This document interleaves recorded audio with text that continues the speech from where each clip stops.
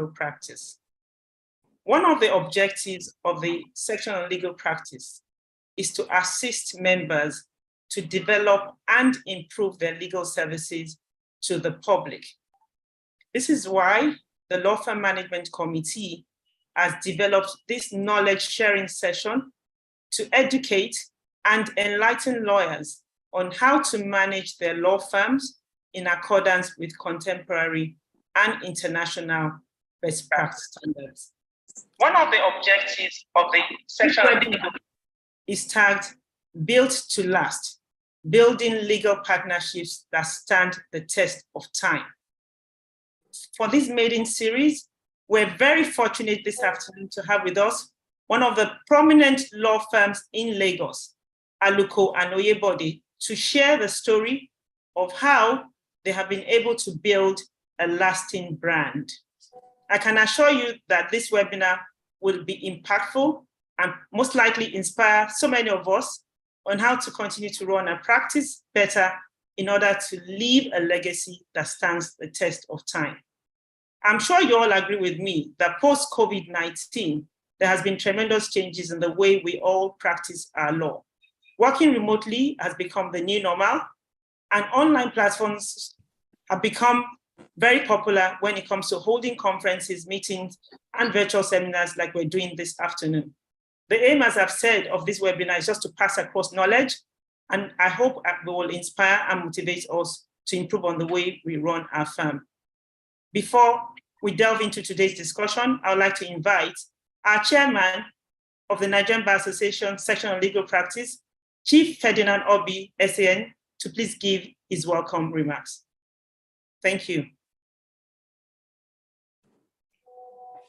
Learned senior advocates of Nigeria, council members, executives, distinguished colleagues, ladies and gentlemen. On behalf of the MBA section on legal practice, I welcome you all to this webinar, organized by the Law Office Management of the section on legal practice under the able chairmanship of Mrs. Folashade Ali. You are aware that the Nigerian Bar Association has three sections, namely the section on public interest and development law, SPIDA, the section on business law, SBL, and of course, the number one section, the section on legal practice, SLP. You've heard what the aims and objectives of the section on legal practice is. So this webinar is in furtherance of those objectives, namely to ensure that our members continue to develop themselves and there's continuous legal education on all aspects of practice, including developing our law firms. Point of correction, the chairman of the committee has told us that Aluko and Oyebode is one of the foremost law firms in Lagos. I think Aluko and Oyebode is one of the foremost law firms in Nigeria, not just in Lagos, because they've paid their dues. That firm is over 30 years old. And one remarkable thing about this firm is that when my good friend, late Bankole Aluko, died, the first thing that struck me is what's going to happen to this fantastic firm? Will that be the end? But credit to the partners of that firm that over the years, they not only retained their name, they've continued to be at the foremost pinnacle of legal practice in Nigeria. So congratulations. And we are happy that on a day like this, you have decided to share your experience with us. We will learn from you so that this idea of partnership will take root, because that's the way to go. The oldest firm in the world is 453 years old. That's the firm of Thompson, Snell, and Passmore. In 2018, they had gross earnings of £21 million. And they have over 130 attorneys practicing in that firm. Why not here? I believe that when we share experience with firms like Aluko, Oyebode and Co., and other firms that we will bring on board, it will be the foundation of partnerships in Nigeria that will stand the test of time. I don't want to take all the time talking about this because I know that you are going to have a very enriched webinar. So it's on this note that I will hand you over to the chairman of the Committee on Law Office Management of the Section on Legal Practice of the Nigerian Bar Association, Mrs. Folashade Ali. Thank you. Thank you so much, Chairman Chief Ferdinand Obi SN, for that remarkable opening remark, which clearly has set the tone for today's discussion. Today, as we've already heard, we have the privilege of having with us distinguished panel members from one of the foremost law firms in Nigeria, as I've been corrected, Aluko and Oyebode. A&O has over 80 attorneys in major commercial centers in Nigeria, namely Lagos, Abuja, Port Harcourt. So I'll quickly, because we have so much to do, introduce our panelists. First of all, it's a privilege to have with us the co-founder of Aluko and Oyebode, Mr. Gbenga Oyebode, MFR. Mr. Oyebode was called to bar in 1980 and New York bar in 1983. He founded Aluko and Oyebode alongside with late Bankole Aluko SAN in 1993, 30 years ago. Mr. Oyebode not only wears the hat of a brilliant commercial lawyer, but he sits on boards of notable organizations, running from Okomu, where he used to give us palm oil, to being on the board of Nestle, in the PLC, Lafarge, and now recently Ford Foundation Board of Trustees, among other notable organizations. Forbes Africa magazine described Gbenga as the new face of business in Africa. IFLR 1000 described Gbenga also as Nigeria's most prominent lawyers. So it is indeed my pleasure and honor, Mr. Oyebode, to welcome you today for this interactive session. Thank you so much for creating time. Thank you. Thank you. Next, I have with us Mrs. Dosekun, Kofo Dosekun, popularly known as Mrs. Dos. Mrs. Dosekun is the chairman now of Aluko and Oyebode Management Board, having relinquished her role as the managing partner. Mrs. Dos leads the firm's corporate and commercial banking and corporate finance practices. She was called to bar in 1981, but prior to joining the firm, she has been recognized as being one of the leading lawyers in banking finance, project finance, mergers and acquisition transactions. Mrs. Dosekun was inducted into the Legal 500 Hall of Fame as the first and only female lawyer for her work in banking, finance, and capital markets practice. I'm proud to say Mrs. Dosekun is a mother and a grandma and a commercial guru. Thank you, Mrs. Dosekun, for being with us this afternoon. Thank you, Fola. Good afternoon, and thank you for having me here today. Thank you. And finally, but not the least, we have with us Mr. Reginald Udom. He is the current managing partner of Aluko and Oyebode. Reginald joined the firm in 2007 as an associate, and believe me, he's rose to become the managing partner in 2021. He was admitted to the Nigerian bar in 2002. Reginald has over 21 years of transactional experience and has been consistently ranked by Chambers Global and IFLR as a leading lawyer. It's a pleasure to have you with us, and thank you so much. So to the audience, we're good to go. Kindly please note, if you have any questions for the panelists, please post your questions in the chat box. And I can assure you we're going to create time to take some of the questions. So please, without much ado, I'd like to proceed to ask my questions. Mr. Oyebode, I'm going to start with you.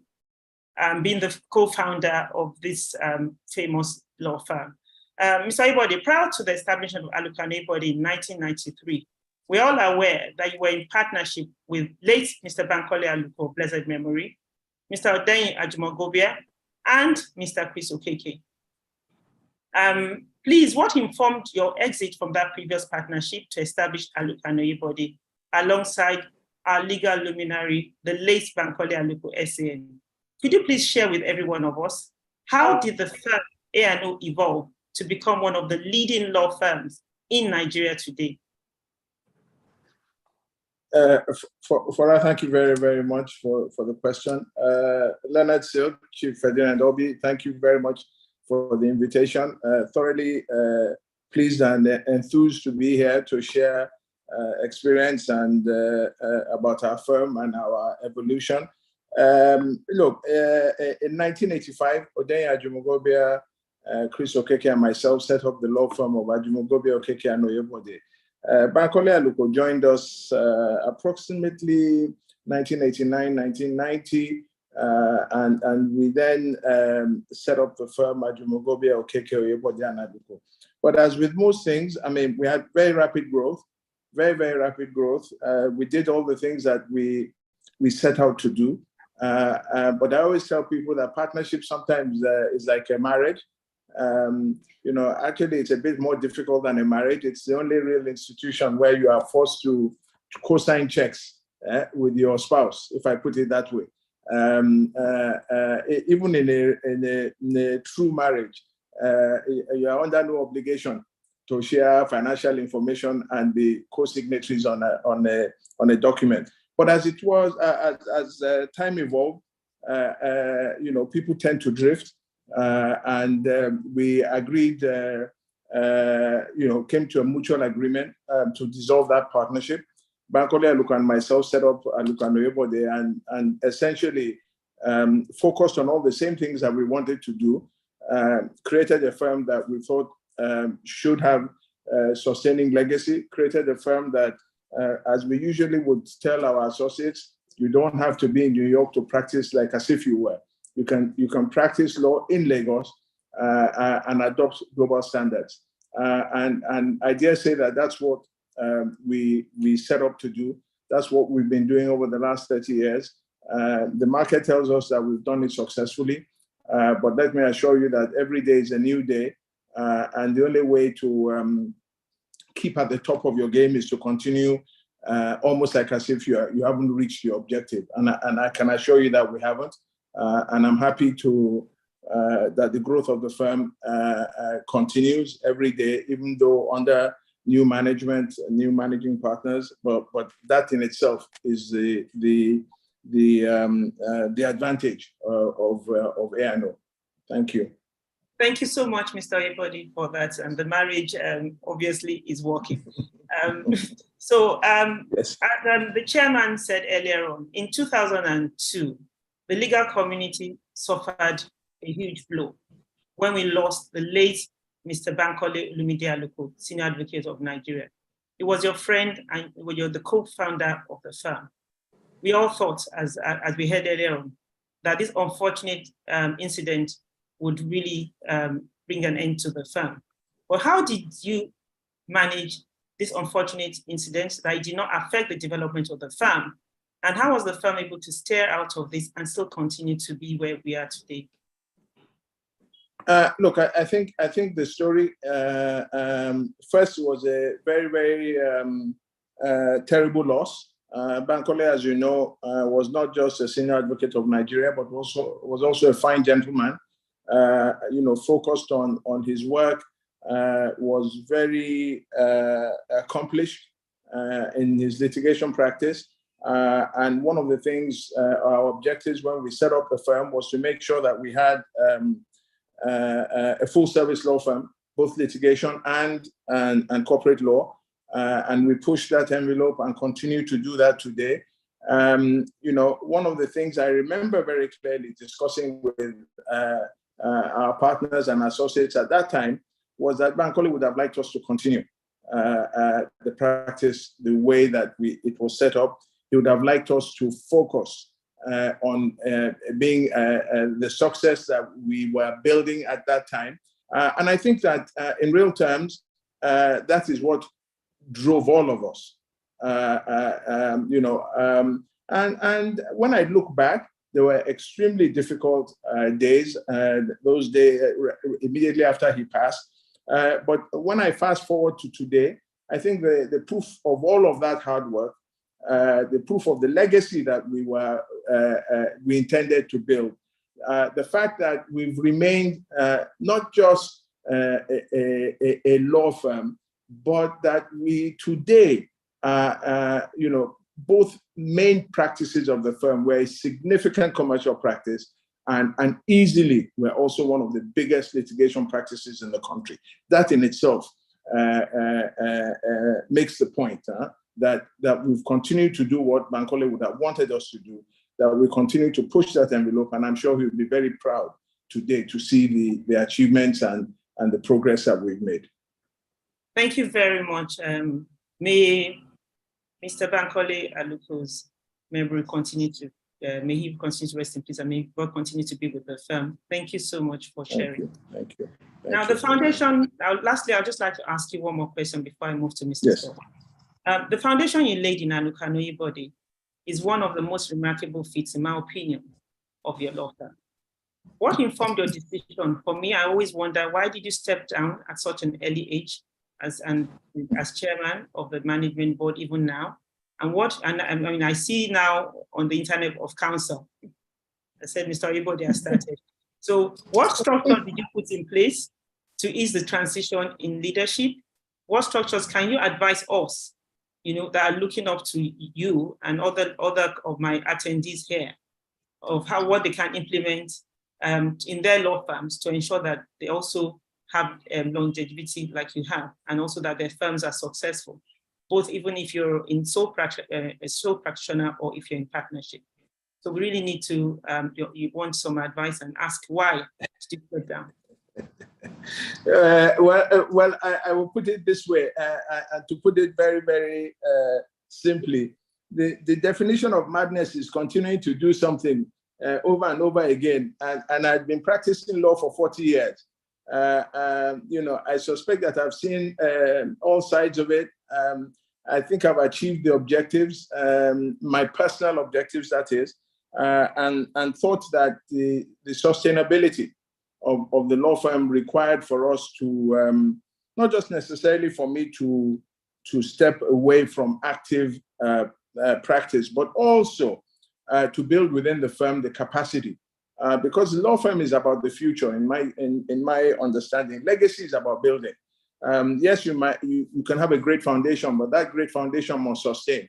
And one of the ways in which it can sustain is for you to bring on within, not necessarily just into the partnership, but actually into the management of the firm. And I think that's what we've done. We adopted a policy that where we had a transition plan that we've had for the last 10 years, we've kept to the rudiments of that transition plan. We've created not just a management board, but an executive committee, such that, we wanted to build depth in the partnership and in the management of the firm. So I think for me, that was the objective. What is of counsel? The Americans say that of counsel is a title that you give a senior partner, where when you need him, you call on him. He doesn't perform a day-to-day role, but he remains a member of the firm, maybe not necessarily in the partnership of the firm, but is available for advice, for where clients require the expertise of counsel member, and that's a role that I continue to play. I think it's important that we recognize that because the size of your typical Nigerian law firm, so we have approximately 90 to 100 associates. The partnership is approximately 20 partners. The reality is that the future, the law firm is about the future, is about the growth that we think it is. And people like me, that's not to say that I'm tired, but I think it's important that we build capacity, we build strength, and we have a bench that is willing to push the objective. So that is the imperatives that drove my decision making. Thank you so much, Mr. Oyebode, for that foundation that you did, and you obviously built on capacity. We're so proud of what you've done. Now I'd like to move to Mrs. Doss. Mrs. Doss, I mean, you're a mentor to so many young lawyers, even some of us that are older at the bar. And I've always wondered why, as a professional who had carved a niche and doing so well in the banking industry, left such a lucrative job. And I don't know what Mr. Oyebode did to have lured you to come to ANO, but what informed your decision to leave such a lucrative sector working at Citibank? How did Mr. Oyebode convince you to leave the bank? And finally, what made you come back to law that you had left for over 20 years? Okay, thank you very much, Fola. And I stand on all existing protocols. You know, Gio, like we call him, he's a real visionary. So I think at the time, I had spent 11 years in Citibank, was then called Nigeria International Bank. And I was at the point where, having worked in, legal, treasury, corporate finance, and credit and marketing, I was opportune to be in an organization where, whether you're a lawyer or you are working in operations, you go through all the training. After 11 years, I realized that I had reached an inroad where I decided I was either going back into law or I was going into mainline banking. Now, as you know, all lawyers have the phobia of numbers, of accounting, and I actually thought about doing an MBA. But then I think I have a passion for law, actually. And the passion for law actually overtook the need for an MBA because I needed to get better in actual banking. And people who know Gio will say, look, he can sell snow to the man in Iceland, right? And so I was the first lateral partner hire. I was hired by the then founding partners, Gbenga Oyebode and of Bankole Aluko of blessed memory. And clearly the vision for the firm, because you remember at the time, the environment in which we operated in was like a one-man, a lot of the other law firms, a very one-man driven control, family type practice. But I think Aluko and Oyebode was very clear. I was already dealing with them in my position when I was a legal advisor in Citibank, and I admired what they had built. And there was a clear vision that I could resonate with. And so selling the need to expand the product offering of Aluko and Oyebode in the banking and finance sector and sharing that vision that they had, where I could bring the experience I had to bear within the banking practice and the firm as a whole. And I think also recognizing that, Gbenga was a managing partner and there was a need for him to do other things. So I think my experience and the vision which they shared with me was instrumental. I had to talk to Gbenga. That was the easy one, I thought. When I interviewed with Bankole Aluko, I was wondering whether he thought I was qualified enough for the job. And he told me, you have to prove yourself to the lawyers here, including Folashade Ali. And I remember very well when I started out, people looked at me suspiciously. But I think at the end of the day, the main attraction was the vision. I still recollect, I'm probably the only employee in Aluko and Oyebode that has only like a 3-paragraph. I came in on a 1-year contract and I'm still here almost 30 years later. So I think it was that vision and that charisma which Gbenga had and the vision Koli of blessed memory attracted me to the firm. Thank you very much, Mrs. Joseph. You have successfully run ANO for nearly you said 30 years, but at least as a managing partner for quite a while, over 20 years. Yeah. I just wanted to find out from you, how were you able to work successfully, especially with all the lawyers and all the partners that they have, and you'll be able to navigate your relationship with them as the managing partner then. Were there any conflicts? Because we all have conflicts with our employees, and we're wondering if you could share how you were able to manage them and what advice you could give to each and everyone watching today, how they can manage employees, to the extent that, I still wonder how there's so many SCN in that firm and they haven't left. So what is the trick? Okay, I think I will start with my initial interaction with the early partners. Like I said, I didn't need to prove myself because I think it came naturally, but I was able to bring my practical experience to bear. Clearly, coming from the corporate world, it was a very young, I think other than Gbenga and Bankole Aluko of blessed memory, those were the only two partners. I think shortly after I came in, Bimpe was managing the London office as a partner.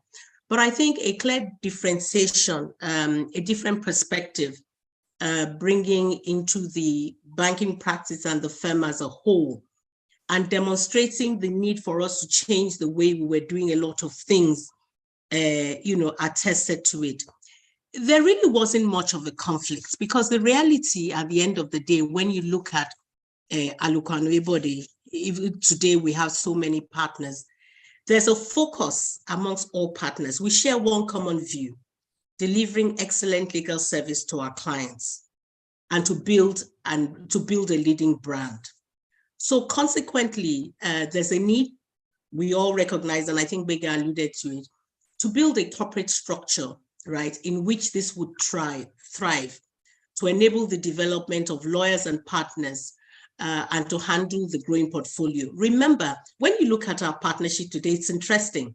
I think that every partner in the law firm has risen from being a lawyer. You spoke about Reginald coming in as an associate. I think when I look at all our partners today, and somebody correct me if I'm wrong, every partner in our firm today, right, has started with us from either associate or senior associate.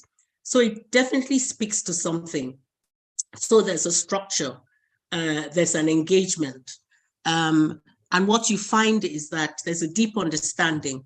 You imbibe culture, you imbibe the way things are done. So there's a very deep understanding of, what Aluko and Oyebode is all about. So what we've done, in every organization, I wouldn't say that there haven't been conflicts, but these conflicts are not, these conflicts relate to either technical issues, operational issues, or personal challenges. And so what we've done is to actually build structures, right, around a lot of these things. And so Gbenga alluded to something in terms of, so today, for example, and it's ever changing. So when Gbenga stood down as managing partner, we had a management board, and there's a process by which the management board addresses certain issues that affects the partnership, whether it's technical or whether it's operational. And so we have all these established processes that deal with the different conflicts and guidelines. What we've also done is different partners are also allocated different responsibilities. So they have a mindset and they share in the operations of the company and the vision of the company. More recently, I don't know if we're going to talk about it, we have what we call an executive management team that is made up of the younger partners. So they begin to get a real sense and responsibility in the vision and mission and how the office is being run, whether it's people, whether it's operations, or whether it's work. So I think with the guidelines, the meetings, the structures we have been in place, we've been able to limit and deal with any conflicts that arise in any organization. Thank you very much, Mrs. Josephu. We've learned so much about having structure, engagement, executive management team, management board in law firms. Very, very, so it's clear that structure is important. There must be process, and also there must be culture. So these are things that we'll all take on board, and hopefully we can imbibe that in our own practices. So Reginald, I'd like to go to you. As the current partner in the firm, I wonder what it's like being a leader of a firm with older ones that you're managing. What do you regard as the biggest challenge in your current role as the managing partner? Sorry to put you on spot, but I really would like to. Thank you very much, Mrs. Ali, and thank you for asking me to speak. I think first of all, to put it in context, right? So Mrs. Doss said that I joined as an associate. That's actually not very correct. I actually came to A&O the first time as an intern. I was in school, I was in uni, and I came to A&O as an intern. So some of the older partners we have today were actually partners in the firm at that time when I came as an intern. Mr. Ayobode was managing partner, we call him Gio. And like you well know, Gio doesn't mean Benga Ayobode, Gio means general overseer. And so Gio was managing partner at the firm. Then after my internship, I left, came back a few years later after my master's and joined as an associate. So associate, senior associate, partner, and then they now asked me to become managing partner. So quite correct. At that time, it was like very big shoes to fill. I mean, this is a firm that has been very, very successful. In fact, the year that I was announced managing partner, you know, the directories, there's Chambers, IFLR, and then Law Esquire. They're the ones who announce the law firm of the year every year. So that particular year, all three of them had announced Aluko and Oyebode as the law firm of the year. And so I was thinking, why are these guys setting me up? I mean, I hope I don't drop the ball. So that was the first, emotion I had at that point in time. Then secondly is the fact that, look, this is a firm in transition. So from founder-led to an institution. So Gio had finished being managing partner. Then we had the management board structure. Mrs. Doss had done it. If you look at them, I think they're kind of contemporaries. Then there was that generational gap asking me to now come and do it. And this was a time when we had a lot of Gen Zs, millennials in the firm. And so we're a firm, traditionally we've been known for litigation, banking and finance, oil and gas. But like you well know, it's an era where things like fintech, ESG, etc. were coming on board. So a lot was changing. So it became very clear that, look, what brought us thus far is not what's going to take us to the next level. So at the one hand, we're trying to maintain our leading status, but on the other hand, also trying to convince people that, look, these are the things we needed to change. So to bring it all together, I think that what has been my biggest challenge, helping ensure that we maintain our leading status, but also convincing the partners on what we need to change to stay ahead of the game. Thank you. Thank you so much. You've really said it all. It's really commendable. I mean, the Gen Zs are taking over, and I'm so proud of what you've achieved. It clearly shows that hard work pays. And if we all sort of like, you know, instead of moving from one firm to the other, if we can stay in one place, we definitely will get there. So thank you. You're an inspiration to so many of us, and we're proud of you. Mrs. Dosekun, I would like to ask you a question, because you're a wife, a mother, grandmother, a professional. A lot of us in the professions are enamored by how you've been able to wear all these hats. How are you able to manage, one, the demands of your home, as well as demands of the profession? I mean, I know so much about your daughter. Can you please tell us, especially the women, I'm sorry that I'm being biased to those listening, but it's important that some of our women learn from Mrs. Doss. Can you tell us about a typical day as a woman in this profession? Are there any issues that you encounter at work? And how are you able to walk around them without taking them home? Thank you very much, Fola. And it's a good thing we're having. It's very interesting that we're having this around International Women's Day. Exactly. And people who work with me know that I don't have any apologies with regard to talking about my fish seller or my meat seller in the midst of everything I'm doing. So as you've rightly pointed out, right, I wear different roles, whether it's a wife, a mother, a homemaker, or a daughter. And I do have a special needs daughter. And how have I been able to manage it? Honestly, for me, reflecting on it, and you know, it's interesting because when you pose the question, I'm always bouncing things off my husband. And he looks at me and he says, well, but you do it. So each of these roles, you know, on reflection, I've regarded them as being very important, whether it's been a mother, or it's been a wife, or it's been a daughter, or it's been a homemaker, or it's been a grandmother. I don't sacrifice one for the other. Everyone is important in its own way. And I think what I think I've done successfully is because I recognize that each one is important. I don't let the ball drop on anyone, right? So they are not mutually exclusive. So you can't say you are a good professional, but you are not a good wife, or you are not a good mother.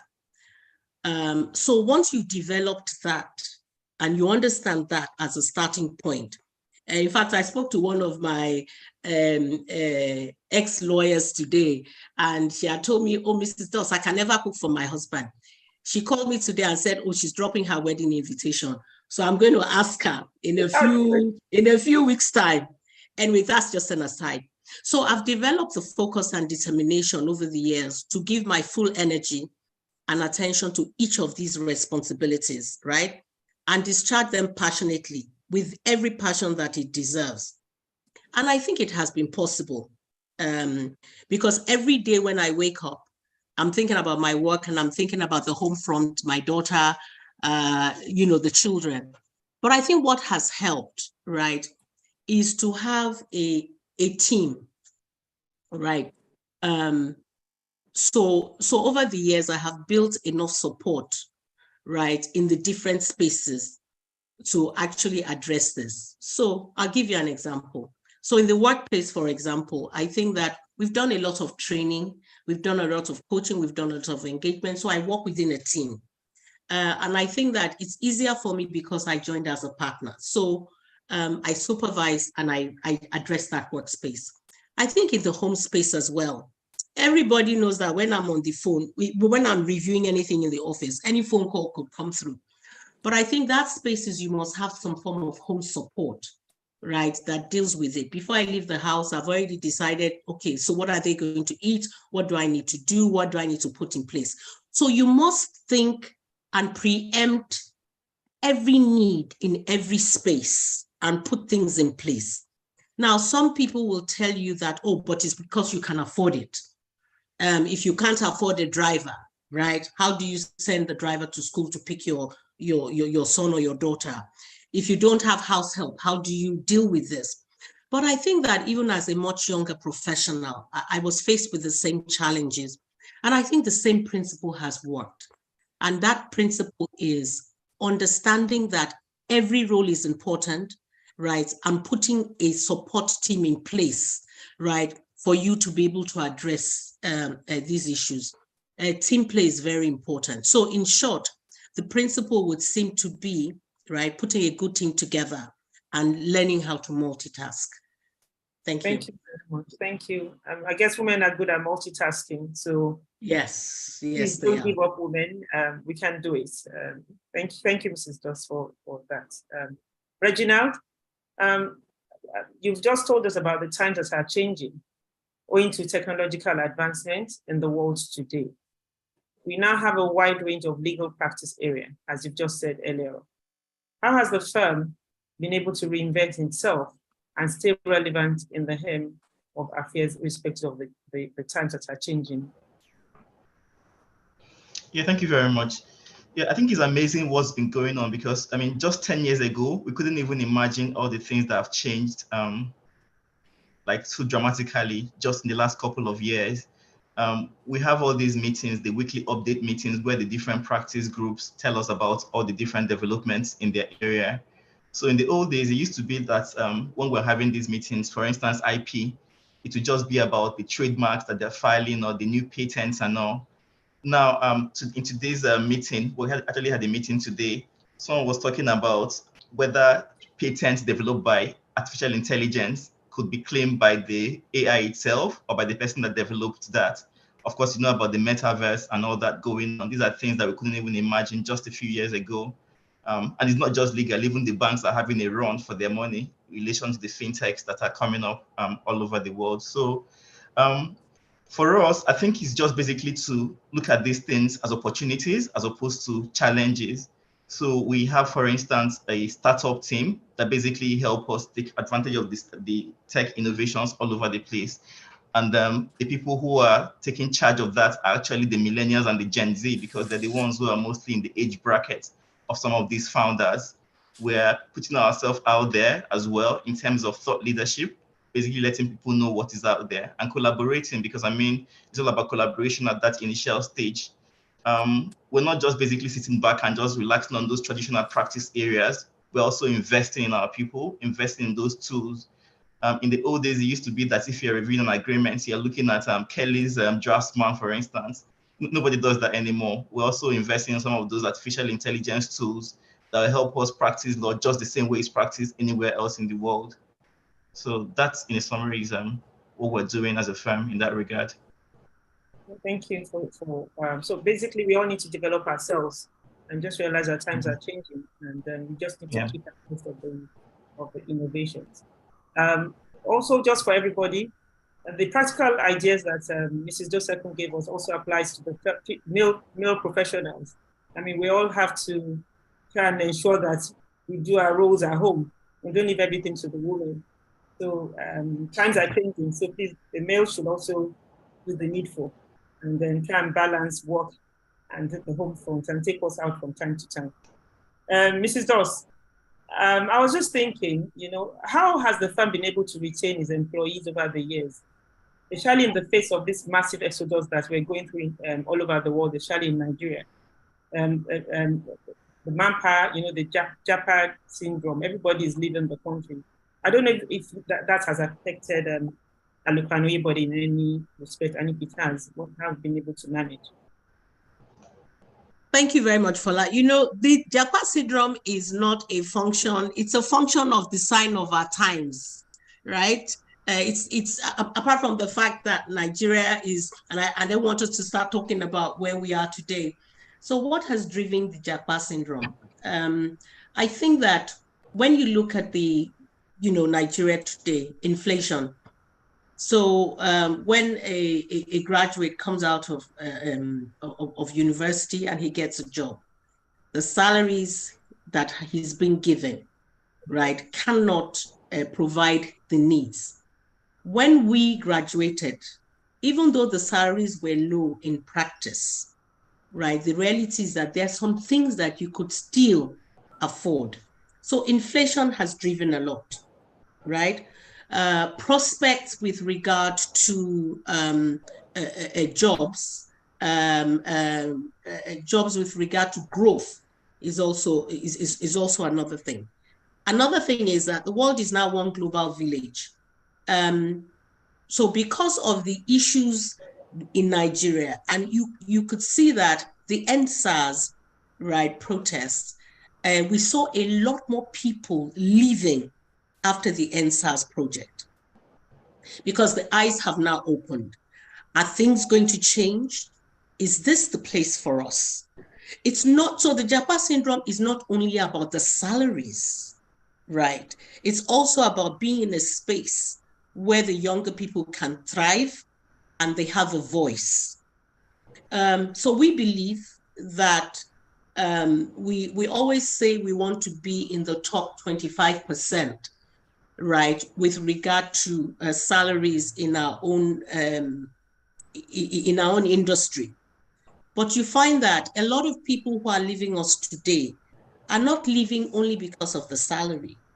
Greener pastures. They want to have a voice. They want to be able to earn foreign currency. And so what are we doing? We are suffering the same. It's not a hemorrhage at the moment, but the reality is that a lot of people are leaving, but they are also ambassadors. So the only way you can do this is to continue to hire and train, so that at least your attrition rate for the first 5 years post-core, you just have to keep oiling it, and you have to keep hiring to make sure you have a constant number of employees there. What is also clear to us today is that even international law firms, so globally, they're suffering the same. So in the UK, for example, they are losing people to the American firms because clearly the pay is much better and maybe bigger bonuses. So what have they done? A lot of the Nigerian lawyers, our best and brightest, are actually being hired by international law firms. and international organizations. So for us, the only way we're able to stay afloat is to, one, and make sure we continue to train, and make the environment as attractive as possible for them, and show them that there is a roadmap to being a partner in this law firm. We create a clear career path. So those who have a passion for Nigeria will stay and they will achieve their dreams. Those who do not have the patience to wait, right, will definitely leave. But I think it's a two-way traffic. We're also seeing some people coming back into Nigeria after they realize that actually life as a Japa a person, abroad is not all a bed of roses. I think that's all. Yeah, thank you. Thank you. I guess the economy hasn't really helped, but and the political space.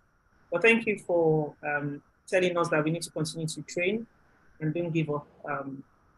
People will go and come. That's really the message. But we have to continue to ensure that we have enough employees at every point in time. So Regina, I was just thinking, as the managing partner, especially in these days where a lot of people, finance is a problem, the importance of the overall wellness of employees is very important to the success of any organization.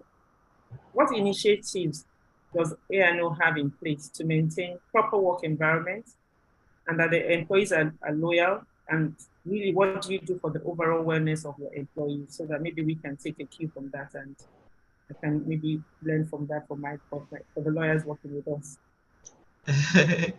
Thank you. That is one I can talk about for hours, because the Gen Zs and the millennials are very vocal. They don't shy away from telling you what they want. So I think it's a mix. It's a mix of us trying to do better in terms of things that we do already, and it's a mix of also trying to bring in some new things that we never used to do before. And so at Aluko and Oyebode, we believe that our people are our best assets, our greatest assets, and so we listen to them and we invest in them. So the first one is the obvious, of course, which is that it's job fulfillment. People want to be fulfilled. I find that, yes, money is very important, but a lot of young people actually want to feel fulfilled about what they do. And so it's about the transactions you bring their way. It's about allowing them to actually get involved in those transactions as opposed to just asking them to do the photocopies or run around. So first one is the job fulfillment we bring their way. We throw them into the deep end and give them that opportunity to do the work. The second one is the constant review and upgrade of the compensation structure. Like Mrs. Dodge said, the competition is not just the firms locally, it's even the firms abroad, it's the corporates. So you just have to pay a commensurate pay. And so we constantly review our pay structure to make sure that we pay not just a living wage, but a wage that these people can feel happy with. Thirdly, millennials and Gen Z just don't want you to tell them what to do. They want you to also listen to them. They want you to take on board their views when you're making policies. And so we have a system in place where we actually hear from them. So we have, some people call it union members, but it's not union members. We call them reps. So they're actually reps of both the lawyers and we call them business services as the accountants, IT, and the rest of them. We have a partner who's the employee engagement partner. So those reps basically communicate their views, issues, things they want to change, opinions to the employee partner. And this is the way that it gets to management. And we try to take this on board when we try to make decisions. So we don't just hand down decisions. We try to have an engagement process in place. Of course, in a firm like ours, where the practice areas keep changing, where we're competing globally, we can't just but train our people. So we take training very serious. We actually have a partner who's in charge of training, a lawyer who's in charge of training. And so every year, just like the accounting firms do, we have a list of trainings, both local, international, internal, external, that we draw. And then we make sure that everybody gets trained. And this is not just training in relation to legal training. It also covers soft skills. So we also try to do that to make sure our people get up to speed. We have the usual welfare schemes. So it's not just about the salaries or the bonuses. There are also some of those perks that people look out for when they come to work in a firm like ours. And some of these are things that are related to mental health. So one thing that COVID taught us was that people actually, they're under so much pressure, and so their mental health also matters. So we have this arrangement where there's a psychologist that they meet. It's anonymous, so they basically meet them and it helps with their mental needs, and we pay for all that. We have free gym for people. Of course, we have the usual health insurance. Of course, COVID changed our lives. We can't have the normal 24 hours, Monday to Friday work scheme. So up until now, 2 years afterwards, we still have a hybrid structure where people work from home sometimes and work in the office sometimes. So it's kind of flexi, and that suits the Gen Zs and the things they do. And then one thing that you also know is that they also like to be projected. And so our branding structure is one that we don't just project the firm and what we do, we also project our people, and that they also like that a lot. So it's a whole lot of things. I don't think I have so much time, but I'm happy to take questions in that regard. Thank you so much. It's clear that structure is key in all that you've said. Obviously, A&O is fortunate to be able to remunerate. Some of us would like to do what you've said, a lot of law firms here. The problem is that they probably didn't have those clients that will give them the opportunity to be able to pay. But it's clear that if you have structure, I like the idea of you having a partner that talks to your reps so that they can also air their views. Thank you so much, Regina, for sharing. And we have so many questions that I would like to end now so that we can take questions. I'll just ask Mr. Oyebode finally, what advice would you give to lawyers who already have or are looking out to setting their own law firm on how to grow their law firms and enhance their practice? After this, I have over 30 questions, and I'd like to go through as many as I can. Thank you. Fola, thank you very much for the question. My one and only advice is stay true to your objectives, work hard, and the only reward for hard work is more work. Look, we started out wanting, set objectives very early. So if you had asked me 40 years ago, what kind of practice would I like to have? I'd always say to you that I wanted a full service practice, one that did litigation and corporate work. That was always an objective. Secondly, I always felt that not just did we want a full service law firm, we wanted a partnership-driven law firm. There were lots of examples of sole practitioners, very successful sole practitioners, if I may say. But the decision was made that we wanted a full service law firm, but one that was driven by partnership rules, where eventually the firm would not be a family-run one, where members of our families may or may not be partners, but essentially would be owned by the partners. And then finally, the other objective was we didn't have to be in New York to practice like anybody else. So it was a global law firm in the sense that we were one of the first firms to set up a London office over almost 25 years ago, as part of one of the things that we thought was particularly important in growing a firm.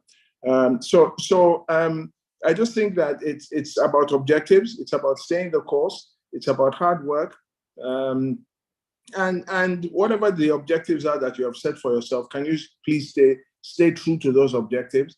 And I'm almost certain that with a lot of hard work, people talk a lot about luck.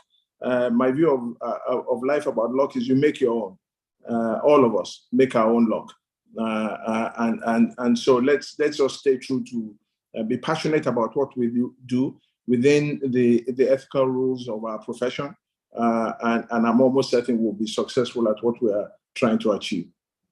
Thank you. Thank you so much, Mr. Oyebode. Thank you, Mr. Dosefo and Reginald. We've really learned a lot, but there's still more to ask. We have so many questions, so I would like to go into the question and answer session, because it's really for this session is actually to hear from the attendees. So first of all, the first question is to Mrs. Dosefo. And Bernard Akomedaye, he says, I'm interested in knowing the practical financial structure suitable for startup partnership. Could you please in 2 minutes answer that, Mr. Joseph? Okay, thank you very much. I think what is clear is even if you're a small firm, right, you need an accountant. So if you can't hire an accountant as a member of your staff, you need somebody to come and set the books for you, right? So that you understand the different aspects, the fees, your expenses. I think another thing you need after you've sort of, you hire your accountant or you get an accountant to set up the books for you, is to actually understand that law is a business. So today we run a practice of law where different law firms are undercutting each other, right, with regard to the fees. And so you don't even know whether you're making a profit or you are making a loss. So you need to understand what your expense base is, what you need to charge, right, for certain transactions, how you need to manage your expenses, and then you can talk about a profit. Because if you don't understand what your income and your income is and your expenditure, you will always be falling behind. So I think that's the first lesson. What I would recommend also for you, as we also do in the firm, is there's something called accounting for accounting for lawyers. I think every lawyer needs to go for that course, and then you begin to understand the importance of finance in running your business. Thank you, Fola. Thank you so much. So we all need to go for that course, and we would ensure SLP that we actually ensure that one of our committees would do that for the lawyers. Thank you very much for that advice. Mr. Oyebode, Chief, the chairman has asked this question. This is for Jill. Was there a temptation to change the name of the firm when Bankole Aluko SN died? If yes, how were you able to resist it? That was a very easy question to answer. There was no such temptation. The firm was set up on the basis that there were two founding partners, number one. Number two, we had done extremely well. It was a brand that we continued to massage and polish consistently. Bankole's passing, albeit very early after he got Silk, he remained, a shining star, and we needed to leverage off that great reputation and hard work. And the reality is that we marked 20 years of his passing last year. He continues to be an example. We continue to tell his story. And so there was no temptation whatsoever to change the name of the firm. And I'm extremely happy that the brand has sustained. The legacy continues, and extremely proud of that history. So there was no such temptation whatsoever. Commendable. Thank you very much. This question is for Toluwani Alabi, and I think I will ask Reginald this question. How's a law firm expected to sustain itself in the face of the growing economic challenges and constant inflation? Reginald, do you think you could help us? I think Mrs. Doss kind of alluded to some of that already. Primarily, you run on revenues, but you have to actually know what is revenue and what is not. So most firms basically spend the money that's meant for expenses as revenues and then run into trouble towards the end, which is why you need an accountant. So it's revenues. Some people take advances. Partners inject funds into the firm. Capital that partners inject, equity partners inject, also is used to run the firm. So it's a lot of things: revenues, capital from partners, loan from banks, etc. Thank you. Okay. Mr. Oyebode, Rotimi Oyagbola says, this question goes to Mr. Oyebode. For me, law practice is a combination of getting the job and doing the job, getting the job done, both of which require different skills. We'd like to know how your partnership has been able to reconcile these two skills vis-a-vis remuneration, shares, returns, particularly given the fact that an individual may be lacking in one of the two skills. Look, it's a real conundrum, and I'm not going to try and underplay it. Somebody else in the chat had asked a question around rainmakers, which fits very nicely with this question from Rotimi. The reality of life is that we all bring different skills to play. There are rainmakers in law firms, and there are people who are highly technically skilled. We need all of those skills to be brought to play in a successful law firm. The note of caution I sound is that one does not give way to the other. So the fact that, especially in a partnership-based law firm, there are all kinds of compensation. And again, I'll use the opportunity to answer the question on compensation because it was asked in the chat. There are all kinds of compensation methodology that we adopt to compensate for the skill sets that people bring. There are bonuses that are driven by work. There are two schools of thought around the world as to how do you compensate partners. There's a school of thought that says you eat what you kill. Very, very one-sided, very American-based, but also very divisive because people get to be extremely unhappy with the eat what you kill syndrome. And then there's the lockstep. And the lockstep is a very, it's very driven by seniority, very driven by length of stay and status within law firms. At the end of the day, I think it's a combination of both that most law firms tend to thrive on. Really just to say that skill sets are important. Rainmakers are equally as important as guys who tend to do the work. And one of the my last note is that if you build a sustainable practice that derives a lot of its work from its brand, actually you tend to de-emphasize the role of a rainmaker, and we emphasize the role of managing the client relationships. That's actually so much more important. So it may be one thing to bring a client into the firm. It's another thing to make sure that that client stays. And typically the person who makes sure that the client stays is the matter partner who is working on the transaction and who works so hard at it that the client is consistently happy with the work product. So all of these things are important in the development and success of a law firm. Thank you very much, Mr. Oyebode. I guess managing the client is really key. If not, the firm will not be able to sustain itself. So we're grateful for that advice. Mrs. Dosakun, Onyeka Obiagelu says, Mrs. Dosakun talked about structure. How was this structure created, and at what point was it created? How does the structure affect the growth and development of the firm? Also, how do partners agree to what structure should be adopted? Thank you very much, Fola.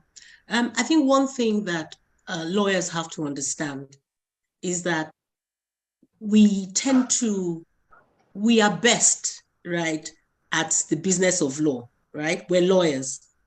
And I think when you look at other law firms, you will find out that they are being run like a corporate organization, right? They are now being run like a corporate organization.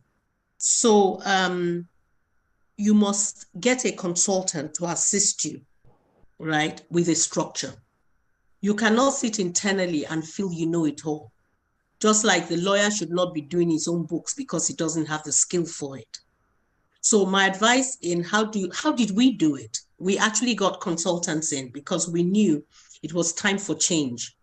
When Gio was going to step down, the question is, was there anybody at the time ready enough to fit into those large shoes? Or did we need another structure? So we actually got consultants in, and that was how we built the structures. And continuously, you have to keep changing, you have to keep reviewing your structure, and you have to keep changing it to suit, the terrain that we're going through. And so you're not going to sit down in a room with just your partners and have these things done. It's just like a strategy session. Partners may say they can run a strategy session. We have one every year. We have a partner strategy, and we also have, an annual retreat. You need people to help you to drive through some of the messages that you want to give. It doesn't have to be the most expensive person. So when you are talking structures, you need the consultants that are best suited, right, for those roles to guide you in that process. Because that way you have a template or you have something that you can take through for maybe 3 to 5 years. I'll say 3 years, because things are changing rapidly. And that would be my advice. Thank you very much, Mr. Joseph. It's clear that we all need to wear that hat of running our law firms as a business. And the areas where we lack, we should just seek for expertise. Expert advice. Thank you for sharing. The next question is to Reginald. Aishatu Umaru says, the issue of training and hire is very ideal. But remuneration, ideal maybe. Maybe it means ideal. Yeah. But remuneration should be taken into consideration, and also end of year bonuses should be included. What's your take on this, please? Nobody can argue with this. Of course, remuneration is very important, and bonuses are important as well. Totally agree. So basically, we should continue to try and train, which is why we emphasize on continuous education. Yeah. Then Tony Asada, the first one is to Mr. Oyebode. What are the qualities one should look out for in choosing a partner? I believe this was addressed, but maybe you can please go into slightly more detail. Mr. Oyebode. Look, I mean, I'm not going to put my finger on one particular quality. There are two types of partners that you tend to look at. Partners that, and we have a fair share of both sets within A&O. Partners that have come through the firm as associates, like Reginald has told you. Reginald joined us as a youth corper, but had also done been with us as an intern. I would say that easily 70 to 80% of the partners in our firm are essentially homegrown partners. Then you have partners that are lateral hires that you bring in because of their skill set, because of their experience, because of their objectives and their successes, and because actually sometimes you're trying to build a new area of the law, and you don't have the skills in-house. And so, those are particular skills that we think are important to us. I mean, obviously, culture is particularly important. There are people that you tend to sometimes look at. They may have the requisite skill and knowledge, but the culture is not one that fits. Either because culture in their prior organizations was driven by ideals that we don't want to be part of. And so I would say that culture is a critical element of that decision-making as to who comes in. And then we have something that we talk about in our firm a lot. Partnership is not a promotion. So people don't say to us that I'm entitled to make partnership. Partnership is not a promotion. It's a decision of the partnership to admit the particular individual. We may or may not make that decision. We may feel that we have too many people who have that skill set within the firm. It's not a reflection on the ability of the individual. It's just a reflection on what stage of development our firm is in. And today, again, one of the things we talk about a lot in our firm is that our associates and our people who leave us are our best ambassadors. So we have a very robust platform where A&O alums participate. We invite them to all our functions. And it's our view, again, that, it's not a sign of the fact that somebody didn't make partner with us means nothing other than that at that particular point in time, we may not have had the space or the skill set. And anyway, you don't make partners to reduce the pot for existing partners. Existing partners would never vote for a new partner if the revenues were not increasing. So we tend to take a look at, we pay close attention to the numbers. We will only make new partners where the pot is growing bigger. There's no point having the pot the same size and increasing the size of the partnership from 18 to 20 people. Existing partners will be extremely unhappy with that. So all of these things go into the decision making as to who joins, who do we say, well, you know what, maybe if you wait another year, we'll do it. And some people who we say, well, even if you waited another year, we don't think it's going to happen. But these are all decisions that you take knowingly. There are conversations that you have in a mature way, because again, as I say, our guys are our best ambassadors, and we retain our relationship, very close relationships with our alums. Thank you so much. I think you've said it all. So, I mean, what I think the take home for all of us is learning that partnership is not a promotion, but it's a decision. So, and it's only when the firm thinks it's necessary or they can afford to do so. So thank you for that hint and the qualities that we all need to look out for in our law firms when you want to admit a partner. Disun Olowo Foyeku has asked this question. Please, how does one set up the fund allocation in a partnership in a way that favors the firm and isn't based on sentiments? Are there considerations for the financial contributions of the partners of the firm, financial equity, when determining the revenue sharing formula? Are there considerations of the performance of the partners in determining the profit sharing ratio? I would like to just state now, we might not be able to go through all questions. We have so many questions. So I think I'll just maybe limit it to another 2, 3, and we'll have to round up, unfortunately. So Mrs. Doss, I think you'll be able to answer this question. Okay, thank you very much. And this is something that is evolving. Remember that Gio had mentioned that there are 2 ways in which you actually can remunerate partners, right? So when you want to start as a partnership, my assumption, if you were 2, for example, you'll be holding probably 50-50. Now, as the partners come on board, you would need to transfer some of those units or whatever it is to the partners that come in. Honestly, this is something that will evolve over time. It's just like in a company where you decide, because remember that in an ideal new partnership, what happens is you have to bring in money to fund the partnership. So when you take a partnership like ours, Benga and Bankole Aluko of blessed memory were the founding partners. And as we came into the partnership, right, some of those shares, right, had to be handed down to the different partners. This is also an area where please don't sit down and decide you want to allocate it yourself. This is not your skill.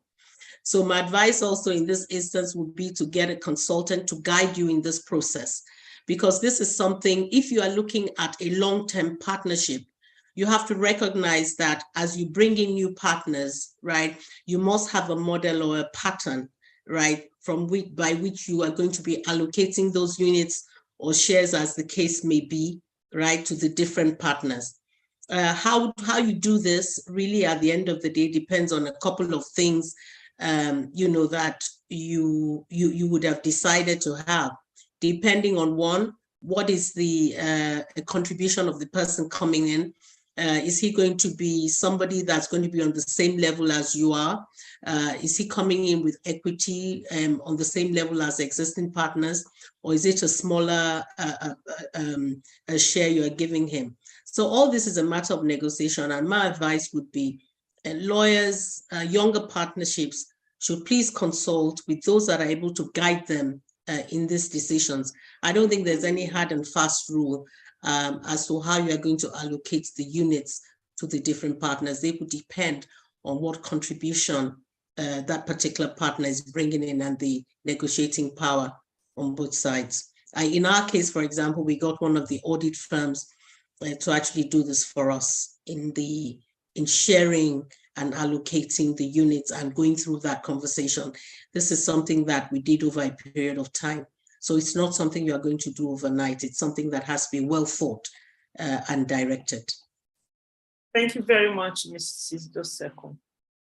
There's an interesting question that I think Mr. Oyebode will be interested in answering. It's Chibuzo Ekweku says, this question is for Mr. Oyebode. In your current position, I guess it means as of counsel, What structure of remuneration exists for your occasional work for the firm? I saw that question. I thought it was a bit mischievous. I thought that. That's for us to know and you to guess. I agree. No. But look, the reality of life is. Let me put it this way, so that you put life in perspective. I'm a retiring partner. Of counsel just means I'm on my way out, as I've explained already. So a remuneration is treated in several ways. Either that it is client-driven in the sense that a client particularly asks for me to work on a transaction, but those are the kind of structures that you put in place. As Kofo mentioned, so let me just give you an example. As expensive as it may have looked 30, 35 years ago when we started practice, we've always had Arthur Andersen audit our books. And when the Arthur Andersen firm closed down, we've always had KPMG audit our books. And I can assure you that it's not, the cost is high, it's expensive, but we've got value for money. Why? Because it's been a transparent process. It's included advice on how to structure the firm. It's included advice as in how to bring in new partners. It's included advice on strategy and maintaining culture. When it was time for us to do a transition, we looked for a professional consultant, a group that advised law firms in Europe. And we said to them, come and spend time with us. It was expensive, but we needed to do a transition that was fit for purpose, that served our objectives, that maintained our legacy, and our service delivery levels were maintained. And that's Kofo's point, is that this isn't about us sitting in a room, taking a piece of paper with a pencil and trying to share it. It's about understanding that this game is a long game. And as I typically say in the office, it's not a sprint, it's a marathon. It's a function of who's going to be there at the end of the day. Thank you very much. Thank you so much. There are just so many questions. There's a question here for Kamal Raji. How do you deal with Nigerian factor in respect of recruitment strategy and disciplinary procedure, having regard to the background of the person involved? I think there's a hacker that's packed into this webinar. I can see really bad language being used. Apologies about this. I don't know how this has happened. Please, could you answer this, Mr. Reginald, about how to deal with Nigerian factor in respect of recruitment strategy? Okay, so I'm not very sure what he means by Nigerian factor, but in terms of recruitment, we have a process for recruitment. So everybody goes through that process. So we receive your CV, we make you write the test, we do the interviews. And we actually have a policy that says that one partner alone cannot interview. So even when you're going to a particular department, we also get another partner from a different unit to do a culture fit, we call it. And so it's a meritocracy. We can have people recommend, but even when they recommend, you still go through a process before we hire. So if that's what he means by the factor, then that doesn't come into play here. In terms of disciplinary process, we have, we call it people and culture, that's HR unit. So if there's an allegation against someone, is investigated, and we actually have an employee manual that talks about the different infractions and the penalties for that. So it's well documented, it's a process we follow. And like was said earlier on, the only way you run a law firm this size is by having processes that you follow across board. So that's how we've been able to deal with this. Okay. The last question, I think I can't take any more, is from Akin AG Oyebode, and it's to Reginald again. How has it been managing a top-tier law firm at a relatively young age, despite having skills and other senior lawyers in the partnership of the firm? That's the last question. Okay. So, I mean, I think this is referring to the culture issue. In fact, I mean, I alluded to that earlier on. It's a business, really. And first, there's been a learning curve. And did you bear in mind that I'm not a sole administrator? We actually have a management board that sets the strategy. We have an ESCO, and they're actually two managing partners. So first, it's been it's a learning curve. I've trained for it. I've people basically know you're here to do a business. So it's not about seniority or junior or whatever. It's a learning curve. It's a process, the structure in place, and it's worked out so well thus far. Thank you very much. Unfortunately, ladies and gentlemen, we have come to the end of this webinar. It's a series. We're going to still have a lot more. We're going to be interviewing law firms in the East and the North, all over Nigeria. This is just the first of so many series. So please join SLP. I'd just like to say thank you to everyone for joining, especially our panelists this afternoon. I'm quite sure there's been so much we have learned and so much to reflect on. Mr. Oyebode personally has been someone I've admired. He's my mentor. I'm quite sure, so for those who did not know or do not know, I did not state at the beginning, but I had the privilege of actually working in Aluko and Oyebode, I think about 4 years, in 1995, 1998, when they just started with Mr. Bankole Aluko of blessed memory. And I can say that I'm a product of what we have been shared today. Mr. Oyebode over the years has remained amiable. He's very down to earth. And I believe his personality actually has been very positive impact on how the firm has been run. So during my stay, I also worked with Mrs. Dosekun, and she has remained commendable. She's really, really involved, and she makes life easy for each and every one of us. So thank you so much, Mrs. Dosekun. You're an inspiration to me. You've always been my mentor, even though I don't tell you. And to Mr. Udom, I'm so proud of you.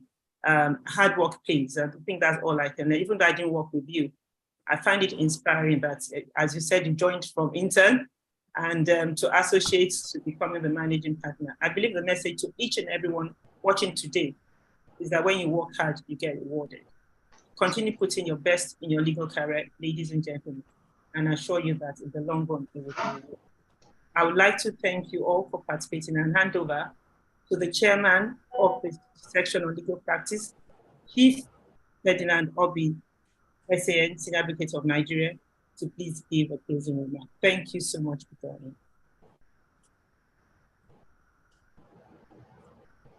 Distinguished ladies and gentlemen, every good thing they say must come to an end at some point in time. This has been a very rewarding session that we've had today.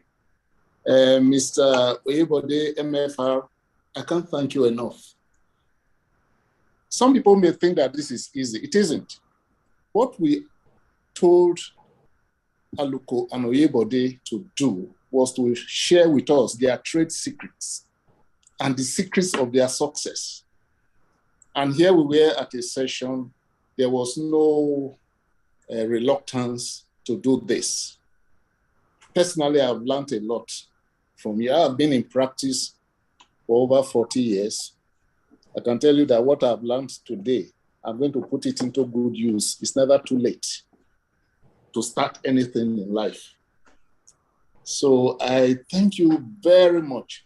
Regina Udom, Mrs. Kofo Dosekun, or is it Dosekun? I don't know. Sometimes. Okay, Dosekun. I'm sure you have are very tricky in their pronunciation. I'm sure that is why some people just refer to you as Madame Dos, and that is just very convenient. Thank you so much for your time, for your knowledge, for your experience, and for agreeing to put this across. I can tell you that this is one of the best webinars we've had in the section on legal practice. We had over 1,000 people that registered for this webinar. And as at the last count, at least 320 something of these tuned in to listen to you. And I'm sure that the decisions you have taken over the years, I'm very happy with them. And I'm also happy that you don't have any cause to regret these decisions, especially retaining the brand Aluko and Oyebode. It's a brand. It is a brand, and it is one that every legal practitioner should be proud of, not only members of your firm.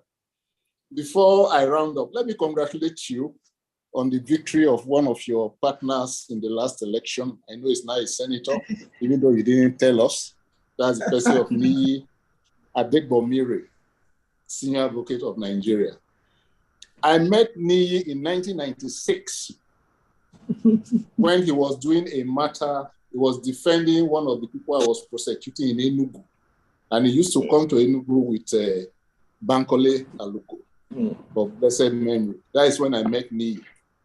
And it is a thing worthy of note that from that time till he became Senior Advocate of Nigeria, and even after, he remained a shining ambassador of the firm of Aluko and Oyebode. There must be something very unique about your personality. I'm talking of Mr. Oyebode, member of the Federal Republic. You are wonderful. Keep the flag flying. General Overseer. Continue to oversee everything that is there. Thank you. And may the good Lord continue to bless you. It's on this note that I say thank you. Thank you. Thank you very much. This Thank you. A fiscal session. I'm sure everybody would have given you a standing ovation. So I will stand in my little office to appreciate what you have done. Thank you. Thank you very, very much. And may God bless all of you. Thank you. Amen. Thank you. Thank you very much. And thank you for allowing. Thank you, Chairman. Everybody. Thank you for joining. Thanks, everyone. Bye. Bye.